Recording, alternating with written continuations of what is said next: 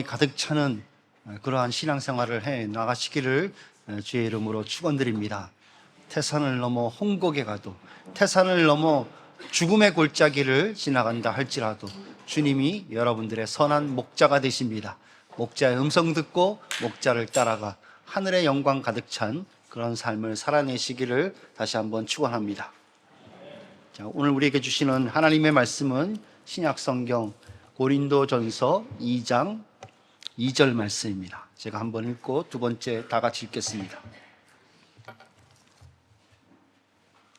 내가 너희 중에서 예수 그리스도와 그가 십자가에 못 박히신 것 외에는 아무것도 알지 아니하기로 작정하였습니다. 다 같이 읽겠습니다. 시작. 내가 너희 중에서 예수 그리스도와 그가 십자가에 못 박히신 것 외에는 아무것도 알지 아니하기로 작정하였습니다. 아멘. 자, 오늘 말씀의 제목 다 같이 읽어보겠습니다. 시작. 십자가로 돌아가자. 네, 우리 좌우에 계신 분들 주 안에서 인사하겠습니다. 반갑습니다. 인사하겠습니다. 네, 반갑습니다.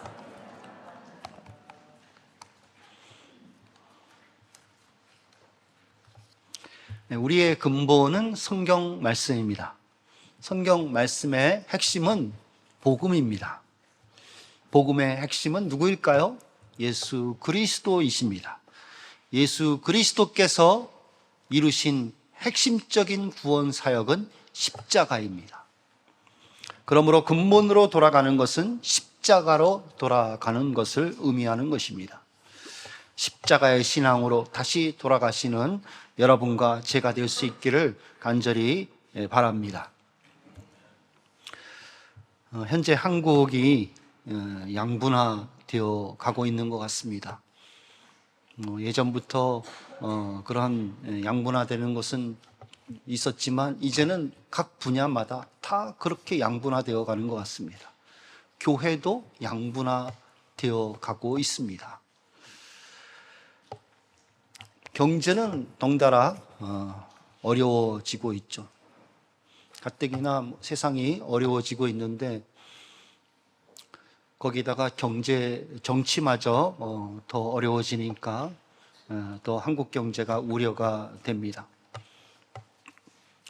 또 각종 바이러스가 전 세계적으로 퍼져나가고 있습니다. 코로나 바이러스를 다시 떠올리게 하는 그러한 바이러스들이, 각종 바이러스들이 지금 번져나가고 있습니다. 저희 장모님도 지금 폐렴으로 중환자실에 입원했을 정도로 그렇게 폐렴이 확산되어지고 있습니다. 전쟁이 계속해서 일어나고 있습니다. 이상 기온으로 정말 이상한 그러한 기후를 경험하며 또 재난을 경험을 합니다. 캘리포니아의 그 LA 지역에 엄청난 산불이 일어나지 않습니까? 그것도 다 이상 기온의 영향이다 생각이 되어집니다. 이런 문제들 앞에서 특히 양분화되어 있고 두 개의 지폐를 여는 그러한 반목관계의 그러한 분위기 속에서 십자가를 붙잡는 것은 어떤 의미로 우리에게 다가올까요? 뚱구름 잡는 듯한 그런 소리로 들리지 않습니까? 아니, 십자가가 무슨 이런 현실 속에서 무슨 의미가 있단 말인가? 무슨 힘이 된단 말인가? 라고 생각은 들지 않습니까?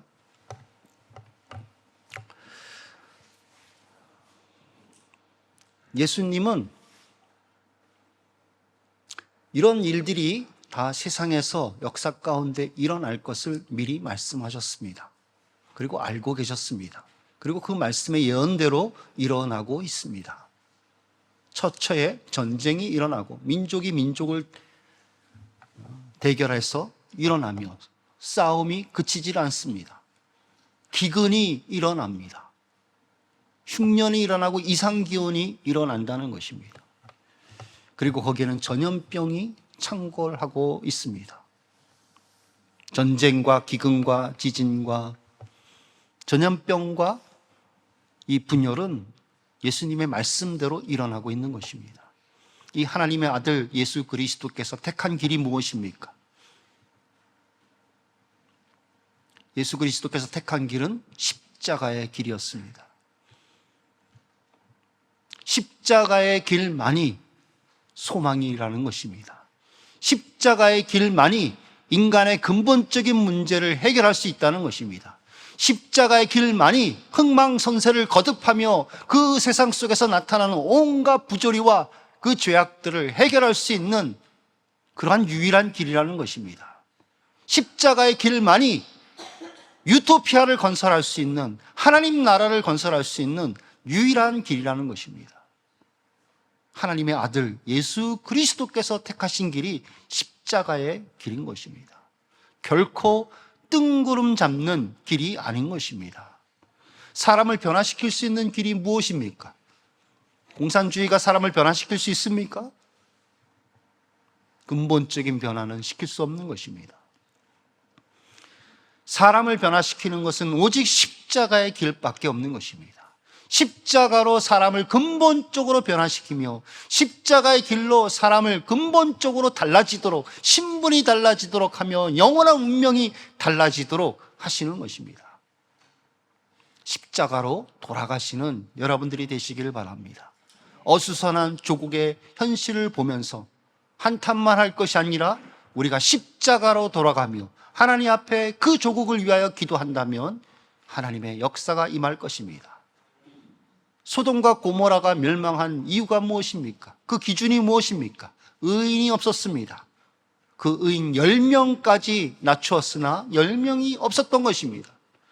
우리가 깨어 하나님의 나라를 찾으며 십자가를 붙들며 조국을 위해서 기도한다면 거기서 역사가 일어나는 줄 믿습니다.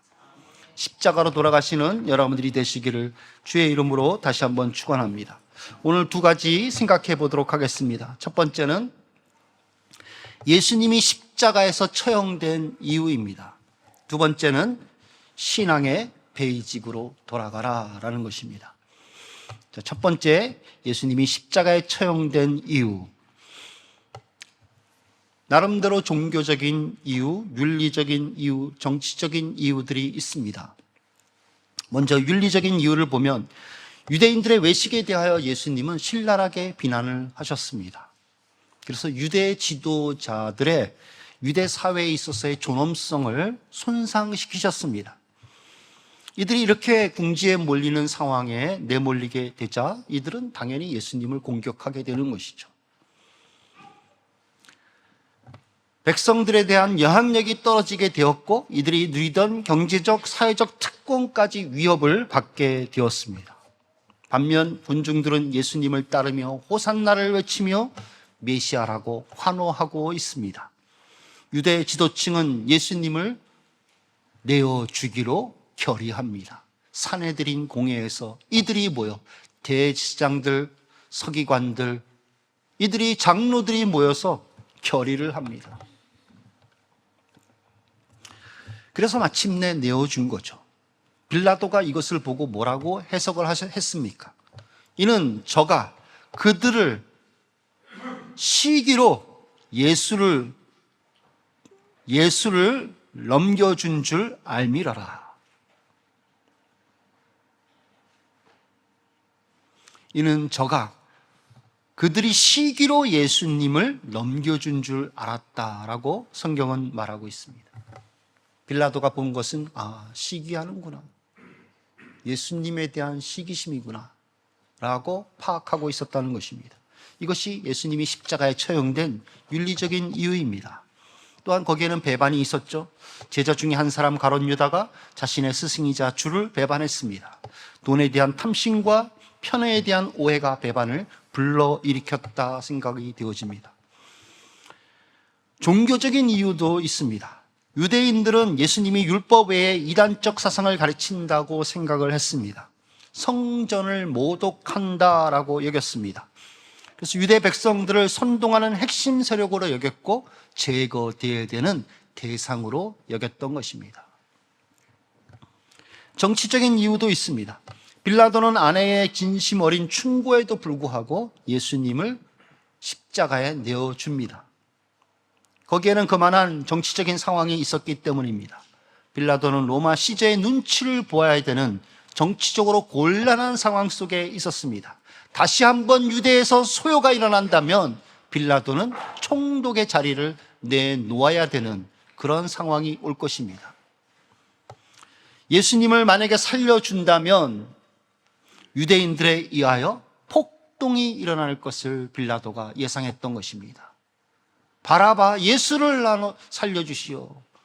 나사렛 예수를 십자가에 못 박고 바라바 예수를 살려주시오 라고 소리를 외치며 십자가에 못 박으라고 외치는 성난 군중들을 바라보며 살려줬다가는 폭동이 일어나겠구나, 총독의 자리를 내놔야 되는 상황에 이르겠구나 라고 판단하여 빌라도가 예수님을 십자가에 처형토록 내어준 것입니다.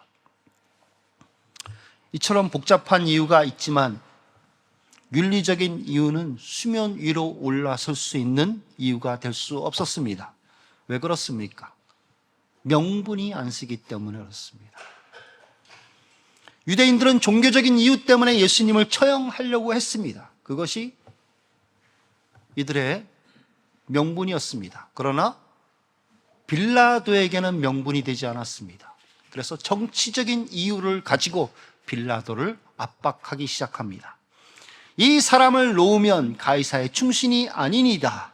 무릇 자기를 왕이라 하는 자는 가이사를 반역하는 것이니이다 라고 이들이 빌라도에게 외칩니다. 심지어는 대제사장들도 이렇게 말을 했습니다. 가이사 외에는 우리에게 왕이 없나이다. 대제사장이라면 목에 칼이 들어와도 뭐라고, 누가 왕이라고 말을 해야 됩니까? 하나님만이 우리의 왕이십니다 라고 얘기를 해야 되지 않습니까? 그런데 이 대제사장이 가이사 외에는 우리에게 왕이 없나이다 라고 말을 하며 못 박으라고 겁박을 주고 있는 것입니다. 자, 이렇게 나름대로 자신의 이익과 상황을 따라서 다 이유를 가지고 있었습니다. 그리고 스스로가 다 옳다고 여기고 있었던 것입니다. 우리는 신앙생활을 하는 데 있어서 하나만 보는 그런 터널 비전을 조심해야 합니다. 아닐 수가 있기 때문에 그렇습니다. 이 사람의 말을 들어보면 옳은 것 같고 저 사람의 말을 들으면 저 사람이 옳은 것 같습니다. 무엇이 옳은지를 우리는 주님께 구해야 됩니다. 말씀에 근거해서 현실을 놓고 기도하며 주께 진리의 지혜를 구해야 하는 것입니다. 주께서 열어주실 줄 믿습니다. 주께서 보게 하시는 줄 믿습니다. 여러분 꼭 기도하시기 바랍니다. 무슨 일을 놓고 기도할 때, 선택을 놓고 기도할 때 꼭 그 말씀을 붙잡고 현실을 바라보며 놓고 기도하십시오. 주께서 그 길을 인도하시 주실 줄 믿습니다. 자, 성경은 예수님이 왜 처형되었다라고 말씀하고 있습니까? 그 근본 이유는 바로 우리 때문입니다. 우리를 사랑하시기 때문입니다. 아니, 어떻게 2000년 전에 십자가에 못 박히신 예수님께서 우리를 어떻게 하시고 우리를 위해서 죽었다라고 말할 수 있는가? 그냥 예수님은 모든 인류를 위해서 구원의 길을 열어놓으신 것이 아닌가? 그래서 그걸 포괄적으로 우리 때문에 죽었다라고 그렇게 말하는 것이 아닌가? 라고 생각하실 수 있습니다. 그것이 아닙니다. 주님은 분명히 여러분들을 위해서 죽으셨습니다. 여러분들을 하나하나 다 알고 계셨던 것입니다. 그래서 성경은 말하기를 태초부터 여러분들을 알고 택정하셨다라고 말씀하고 있는 것입니다. 그리고 주님께서 하나님으로부터 받은 그 모든 양들을 다 알고 한 명도 놓치지 않는다라고 말씀하셨습니다. 그 각자의 양의 이름을 불러내며 그들을 부르신다라고 성경은 말하고 있습니다. 예수님은 여러분들을 위하여 여러분 한 명 한 명을 알고 계시고 그 여러분들을 불러내시며 여러분들을 위하여 목숨을 바치신 것입니다. 이것을 믿으시기 바랍니다. 이것을 믿으면 삶의 퍼즐이 맞춰지게 됩니다. 저는 이것을 믿었을 때 제 삶이 과거에 모든 일어났던 일들이 퍼즐이 맞춰지더라고요. 내가 그때 왜 예수님을 믿게 되었는지, 내가 그때 왜 손을 들었는지, 내가 그때 왜 고개를 끄덕거리며 죄인임을 고백했는지, 왜 그런 일이 나에게 일어났는지, 그것이 퍼즐이 맞춰지더라고요. 주님은 여러분들을 위하여 십자가에 처형되신 것입니다. 그러니까 예수님이 십자가에 처형되신 이유는 우리의 죄 때문입니다. 만약 우리가 1세기에 유대 사회에서 태어났다면 우리는 달랐을까요? 여기에 바울보다 더 학식이 많고 더 똑똑한 사람이 있을까요? 그 잘난 바울도 나사렛 예수님을 이단의 괴수로 착각했습니다. 오해했다는 것입니다. 교회를 이단으로 생각했던 것입니다. 만약 우리가 1세기에 있었다면 유대인과 다를 바가 없었을 것입니다. 어쩌면 빌라도가 바로 우리를 대신해서 행하는 우리의 대역일 수 있습니다. 대제사장이나 바리새인들이 바로 우리의 대역, 페르소나일 수 있다는 것입니다. 십자가에 못 박으라 외쳤던 그 군중들, 바로 우리의 대역일 수 있는 것입니다. 예수님께서 십자가에 처형되신 근본적인 이유는 바로 우리 죄 때문입니다. 이것을 성경은 이렇게 말씀하고 있습니다. 8세기 전에, 예수님이 태어나시기 8세기 전에 선지자를 통하여 이렇게 구체적으로 말씀하셨습니다. 그가 찔림은 우리의 허물 때문이요, 그가 상함은 우리의 죄악 때문이라. 그가 징계를 받음으로 우리는 평화를 누리고 그가 채찍에 맞음으로 우리는 나음을 받았도다. 8세기가 지난 후에 가장 뛰어난 학자 중에 학자인 바울은 또 이렇게 말을 했습니다. 우리가 아직 죄인 되었을 때에 그리스도께서 우리를 위하여 죽으심으로 하나님께서 우리에 대한 자기의 사랑을 확증하셨느니라. 여러분, 이장희 씨 알고 계십니까? 싱어송라이터죠. 작사, 작곡한 곡 중에 그건 너라는 노래 있습니다. 여러분 다 아실 것 같아요. 제가 안 불러도 알겠죠? 한 청년의 순수한 연정이 느껴지는 그런 노래입니다. 한번 가사를 들어보십시오. 모들들 잠들은 고요한 이 밤에 어희에 나 홀로 잠 못 이루나. 여기 있는 책 속에 수많은 글들이 어희의 한자도 보이질 않나. 그건 너 바로 너 때문이야. 그건 너 바로 너 때문이야. 어제는 비가 오는 종로 거리를 우산도 안 받고 혼자 걸었네. 우연히 마주친 동창생 녀석이 너 미쳤니? 하면서 껄껄 웃더군. 그건 너 바로 너 때문이야. 그건 너 바로 너 때문이야. 전화를 걸려고 동전을 바꿨네. 종일토록 번호판과 씨름했었네. 그러다가 당신이 받으면 끊었네. 웬일인지 바보처럼 울고 말았네. 그건 너 바로 너 때문이야. 그건 너 바로 너 때문이야. 그건 너 라고 끝납니다. 그건 너 바로 너 때문이야. 너를 사랑하기 때문이라는 것이죠. 한 번쯤 짝사랑이라도 해본 사람이 있다면 공감이 가는 말이라 생각이 되어집니다. 어쩌면 이장희 씨가 자신의 경험을 회상하며 작사를 했을지도 모르겠습니다. 이렇게 사람들이 고백을 할 때 공감이 가면 고개를 끄덕거리며 받아주는 것이죠. 맞아, 맞아. 그렇지. 예수님은 처형되기 전에 이런 말씀을 하셨습니다. 그들은 능욕하며 침뱉으며 채찍질하고 죽일 것이나 그는 3일 만에 살아나리라 하시니라. 이 말씀대로 예수님은 능욕을 받으셨습니다. 먹힘을 받으셨습니다. 그리고 침뱉음을 받으시고 따귀를 맞으시며 채찍질을 맞으셨습니다. 그리고 말씀대로 십자가에 내어져 죽임을 당하셨습니다. 그리고 정확하게 3일 만에 예수님은 다시 살아나셨습니다. 이것을 여제자들이 목격하였습니다. 세상에는 이성적으로 설명이 안 되는 일들이 일어나죠. 이런 일이 일어났을 때 그것을 어떻게 증명합니까? 그것을 그 현장에서 본 신실한 증인의 증거에 의해서 우리는 알 수 있습니다. 그 증인이 많으면 많을수록 더 강한 증거가 됩니다. 그리고 그 증인들의 말이 신실하게 일치하면 일치할수록 더 강한 증거가 되는 것입니다.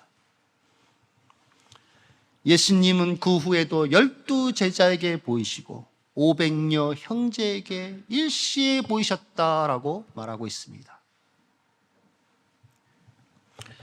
예수님이 부활하실 때의 모습이 물리적인 그 수위로 인하여 찍힌 것이 보존되어 있죠. 튜린의 수위라고 알려져 있습니다. 이건 교회가 보관하고 있는 것입니다. 연대 측정 정확하게 1세기 것으로 판명된 지 오래되었습니다. 여러 가지 오해가 있었지만 1세기 것으로 판명되었습니다. 수위에 찍힌 예수님의 모습을 과학자들이 조사했는데 그것은 핏자국이나 체액으로 찍혀진 것이 아니라는 것입니다. 사람이 그것을 조작해서 그려놓은 것도 아니라는 것입니다. 강력한 빛에 의하여 그 수위에 예수님의 형상이 찍혀버렸다는 것입니다.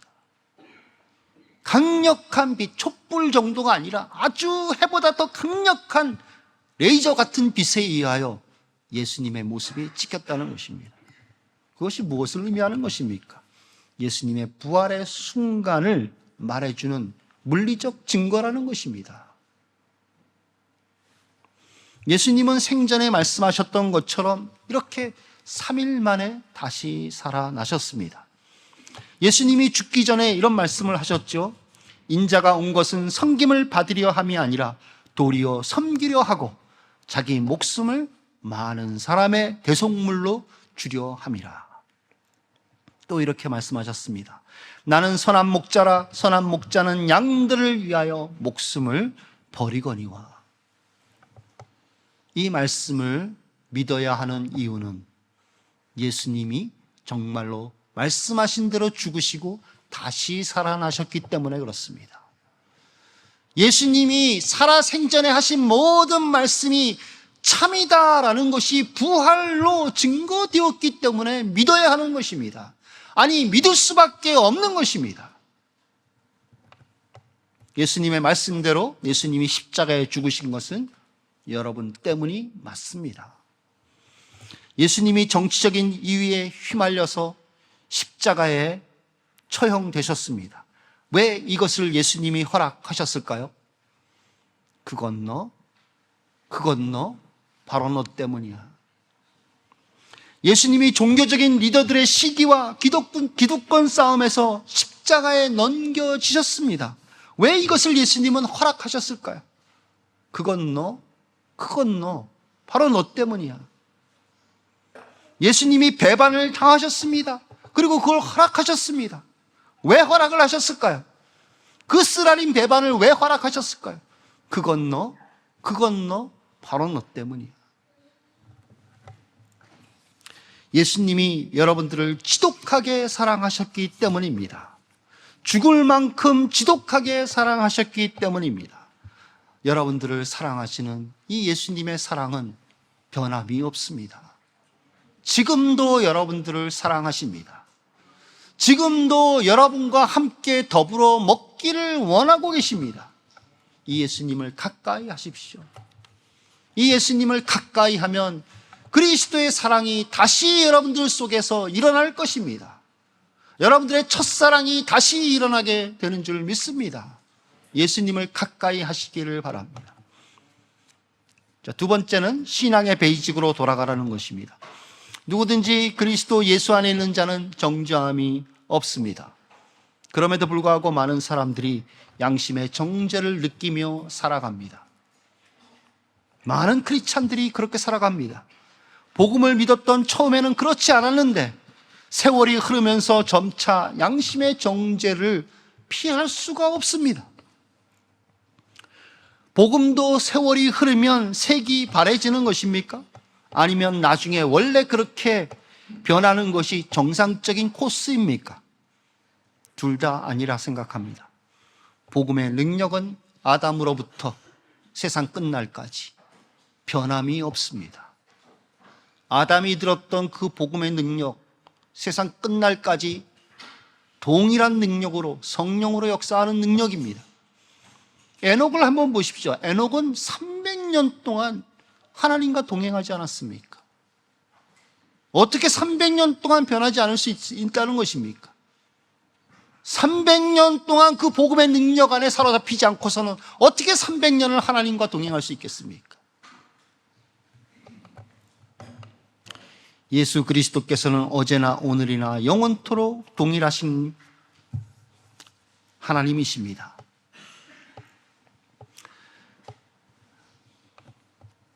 우리가 색이 바란다면 그것은 복음이 변한 것이 아니라 우리의 믿음이 약해졌기 때문입니다.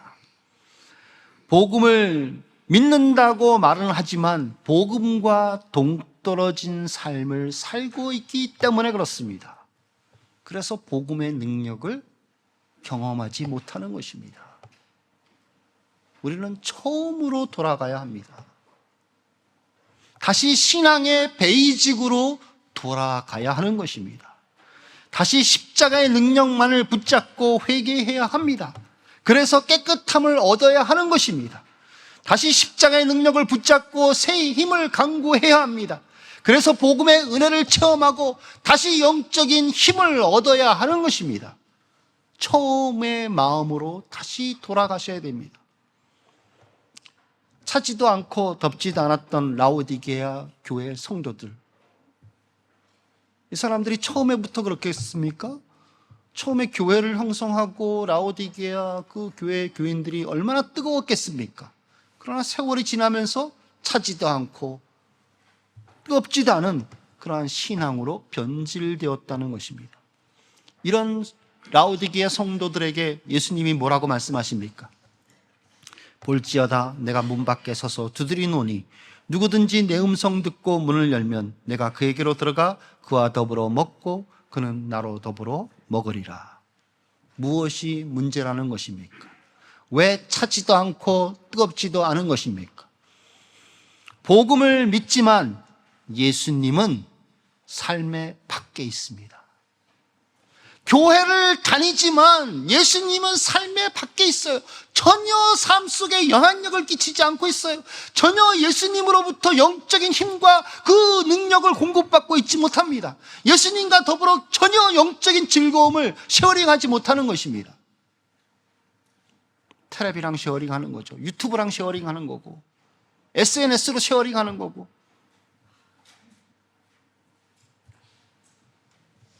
예수님이 밖에 계세요. 믿어요. 이 사람들은 복음을 믿는 사람들입니다. 교인들이에요.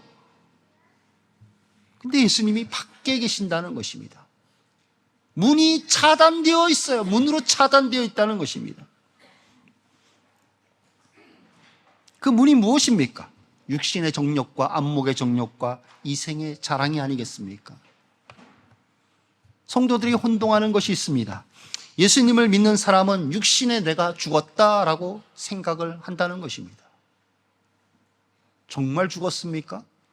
성경이 죽었다 그러니까 죽은 줄 아는, 그렇게 믿으시는 줄로 알지만, 현재 내 자신의 육신의 내가 죽었다라고 생각하면 착각입니다. 비록 예수님을 믿어 거듭난 사람이라 할지라도 육신의 나 자신은 죽지 않았습니다. 육으로 난 것은 육이고 영으로 난 것은 영이라고 말씀하셨습니다. 두 개가 공존한다는 것입니다. 언제까지요? 죽을 때까지 공존하는 것입니다. 그래서 사도 바울은 뭐라고 얘기합니까? 나는 날마다 죽노라. 사도 바울이 왜 날마다 죽어야 되겠습니까? 로마서 7장에서 나오는 그 자기 자신을 죄 아래로 잡아가는 그 공고한 나, 그 공고한, 그 어쩔 수 없는 그 나, 육신의 나가 그대로 있다는 것입니다. 그래서 그 나를 날마다 십자가에 못 박는다는 것입니다. 성령의 소욕을 따르느냐, 육신의 소욕을 따르느냐, 이 영적인 싸움이 날마다 우리의 삶 속에서 일어나고 있습니다. 언제 육신의 내가 죽느냐? 숨 끊어져야 죽습니다. 그때 옛사람은 영원히 죽는 것입니다. 사라지는 것입니다. 새 사람만 남게 되는 것이죠. 믿지 않는 세상 사람도 그럴까요? 그렇지 않습니다. 세상 사람들은 숨 끊어져도 여전히 육신의 사람만 남아 있습니다. 육신의 사람이 여기 있는 이 살덩어리의 육신만을 얘기하는 것이 아닙니다. 온갖 육위에 속한 더러운, 영적으로 더러운 그 모든 것을 다 말하는 것입니다. 시기, 질투하는 사람, 비방하는 사람, 더러운 것을 탐하는 사람, 그 사람이 그대로 있다는 것입니다. 죽어도. 그러나 예수 그리스도를 믿는 사람은, 그 사람은 죽으면 사라지는 것입니다. 이것이 다른 것이죠.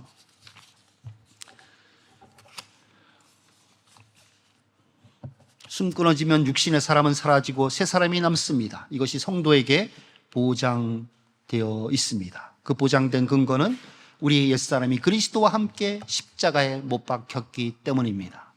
그러나 현재는 아닙니다. 현재는 육신도 옛사람도 여전히 살아 있습니다. 이것을 에베소서 2장 6절 말씀을 비춰보면 더 이해가 될 수 있습니다. 한번 화면을 보여주시기 바랍니다. 에베소서 2장 6절. 또 함께 일으키사 그리스도 예수 안에서 함께 하늘에 앉히시니. 자, 일으키사라는 단어가 영어로 뭘로 쓰였습니까? 현재입니까? 과거입니까? 미래입니까? 과거로 쓰였잖아요. 앉히시니라는 것이 뭘로 쓰였습니까? 다 과거입니다. 여러분들이 그리스도와 함께 일으키심을 받았다라고 과거형으로 말하고 있는데 정말로 일으키심을 받으셨습니까? 현실에서 아직 그렇게 되어지지 않았습니다. 만약 벌써 일으킴을 받았다면 여러분들은 하늘의 영화로운 모습으로 여기 있지 않고 하늘에 올라가 있어야 되는 거죠. 여전히 육신을 갖고 여기 앉아 계시잖아요. 하나 더 예를 들어서 생각해 보도록 하겠습니다. 골로새서 2장 12절. 자, 보여주세요. 너희가 세례로 그리스도와 함께 장사되고 또 죽은 자들 가운데서 그를 일으키신 하나님의 역사를 믿음으로 말미암아 그 안에서 함께 일으키심을 받았느니라.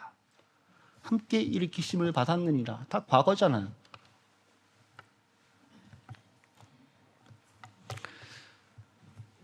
정말로 여러분들이 현실 속에서 함께 일으키심을 받은 그것을 경험하고 있습니까? 그렇지 않습니다. 현실은 여전히 옛날 육신의 모습을 그대로 가지고 있습니다. 그러면 성경은 현실은 그렇지 않은데 왜 그리스도 안에서 일으킴을 받았다라고 말을 하며 하늘에 함께 앉힘을 받았다라고 과거로 말을 하고 있는 것입니까? 그 이유는 여러분들의 구원의 창시자 때문입니다. 여러분들의 구원의 창시자가 누구입니까? 예수 그리스도이십니다. 예수 그리스도께서 이미 부활하셨고 이미 하늘 보좌 우편에 여러분 대신에 앉아 있기 때문에 과거로 쓰고 있는 것입니다. 예수님은 본래부터 하늘에 계셨던 분입니다. 예수님은 본래부터 하나님의 아들입니다. 예수님이 하늘의 보좌 우편에 앉아 계실 이유가 없으신 분입니다. 본래 하나님의 아들이시고 본래 하늘에 속하신 분이기 때문에. 그러나 예수님이 여러분 대신에 똑같이 사람이 되시고 사람으로서 하나님의 아들로 증명되시며 사람으로서 하늘 보좌에 오르신 것입니다. 누구 때문에요? 그건 바로 너 때문에. 여러분들 때문에 예수님이 대신 십자가로 지시고 하늘 보좌의 우편에 앉게 되신 것입니다.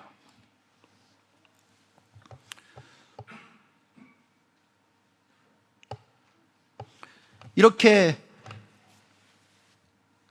예수님께서 미리 이루셨고 이 일을 성령으로 여러분 가운데 하나님은 보증하고 계십니다.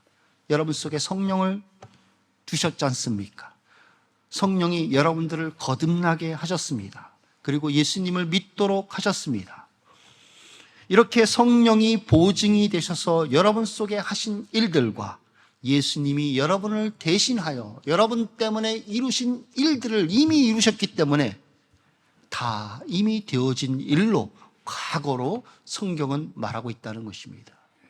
왜요? 앞으로 반드시 되어질 일이기 때문에. 구원의 창시자이신 예수님께서 여러분들의 구원을 미리 창조하셨고 그것을 이루어 놓으셨기 때문에 그것은 성령의 보증으로 말미암아 여러분들에게 반드시 되어질 일이기 때문에 그렇습니다. 그래서 이것을 믿고 소망하며 그것을 이루어 나가는 것이 우리의 신앙생활인 것입니다. 근데 그것을 방해하는 것이 무엇입니까? 우리의 옛사람이죠. 우리의 육신입니다. 그러나 그것을 부인하고 나는 그리스도 안에서 새 사람이 되었다. 나는 성령으로 거듭난 사람이 되었다. 나는 그리스도 안에서 하나님과 함께 일으킴을 받은 사람이다. 나는 그리스도 안에서 함께 하늘 보좌에 앉게 될 것이다. 라는 것을 소망하고 믿는 사람은 이 신앙의 싸움을 계속해서 해나간다는 것입니다.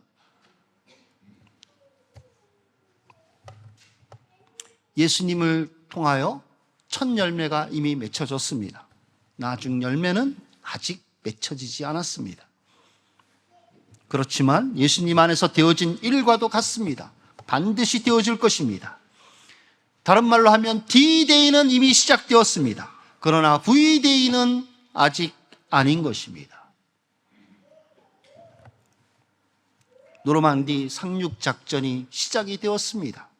그러나 연합군이 독일군을 다 전멸하는 승리의 날은 V-Day는 아직 아니라는 것입니다. 메가더 장군이 인천 상륙작전을 감행했습니다.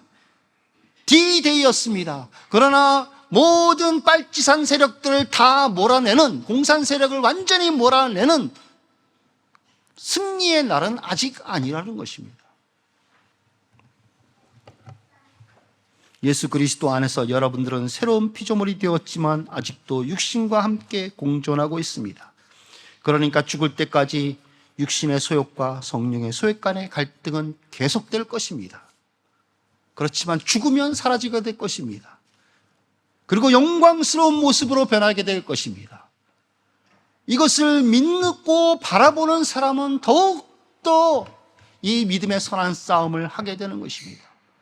그 사람에겐 더욱더 큰 영광이 주어지게 되는 것입니다. 그러므로 언제나 신앙의 베이직으로 돌아가도록 힘쓰셔야 됩니다. 십자가로 돌아가도록 힘쓰셔야 됩니다. 처음 믿었던 그 마음을 가지셔야 됩니다. 처음 예수님을 영접하며 내가 죄인임을 고백하며 신실하게 순수한 마음으로 울면서 고백했던 그 심정을 다시 회복해야 하는 것입니다. 그리고 다시 거룩하게 깨끗함을 받으시며 다시 주님이 공급하시는 그 힘으로 신앙생활을 하고자 하는 그 간절함이 여러분들 속에 다시 회복되어져야 하는 것입니다.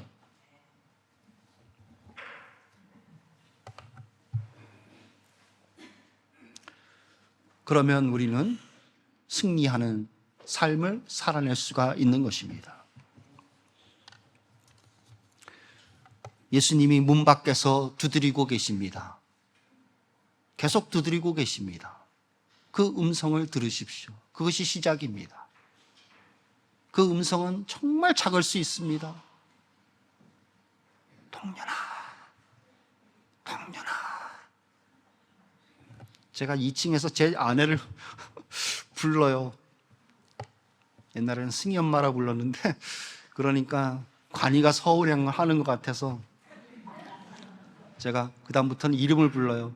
나영수! 나영수! 하고 불러요. 잘 안 들리나 봐요, 부엌에 있으면. 뺀 돌아가고 뭐 그러니까 잘 안 들리죠. 주님이 우리를 부르시는 소리가 잘 안 들릴 수 있어요. 문을 닫아놨잖아요. 우리의 육신의 정욕, 안목의 정욕, 이생의 자랑이 다 쳐져 있잖아요. 주님의 음성 안 들릴 수 있죠. 그러나 귀를 기울이십시오. 그러면 들릴 것입니다. 세밀한 음성이 들릴 것입니다. 그럴 때 그걸 무시하지 마시고 활짝 열어 제치십시오. 예수님께 투자하는 것은 100% 옳은 것입니다. 예수님께 꺾어지는 것은 100% 손해가 아니라 100% 이득인 것입니다.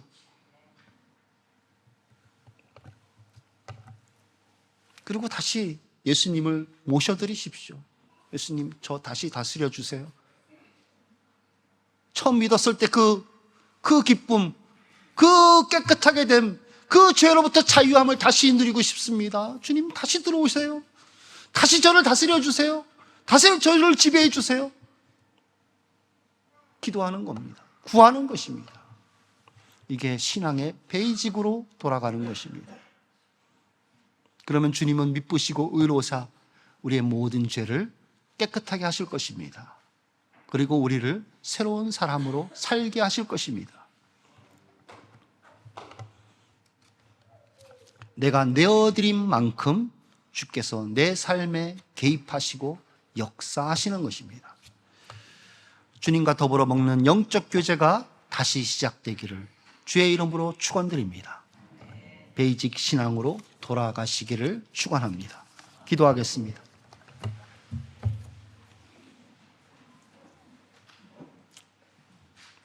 하나님 아버지,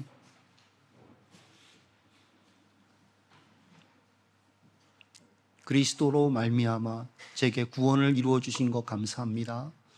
이 구원이 반드시 이루어지는 구원인 것을 믿습니다.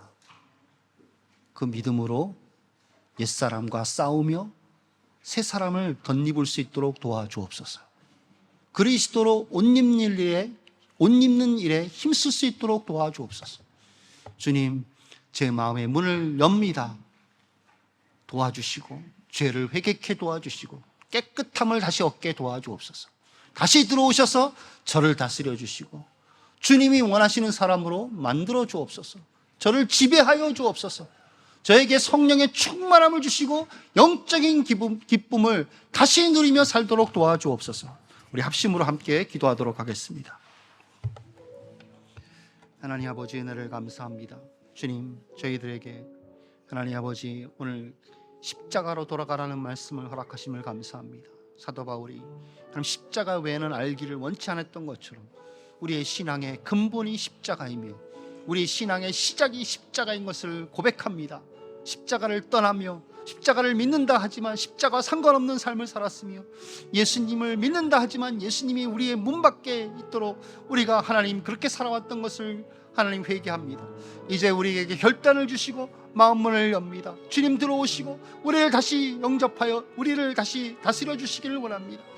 주님이여 우리 가운데 다시 깨끗함을 허락하여 주시고 하나님 아버지 우리 마음속에 다시 기쁨을 허락하여 주시고 성령으로 충만케 하여 주셔서 하나님의 사람으로 살아갈 수 있도록 도와주옵소서. 주님께서 우리를 대신하여 이루신 하나님 아버지 그 구원의 일들을 소망하며 믿으며 우리가 승리할 수 있도록 도와주옵소서. 믿음으로 싸우게 하여 주시고 그것이 반드시 이루어질 일인 줄 소망함으로 하나님 아버지 우리가 살아갈 수 있도록 도와주시옵소서. 우리의 옛사람과 싸우게 하여 주시고 하나님 아버지 새 사람으로 덧입는 저에게 저희들이 될 수 있도록 도와주시옵소서. 육신의 소욕을 저버리며 성령의 소욕으로 충만케 되어져서 다시 십자가를 붙들고 십자가로 돌아가서 살아가는 저희들의 삶이 되게 하시고 능력 있는 삶이 되게 하여 주옵소서. 그런 말미암아 세상에서도 소금의 역할, 빛의 역할을 감당케 하시고 세상에서도 생명의 복음을 전하는 삶을, 영향력 있는 삶을 살아낼 수 있도록 도와주시옵소서.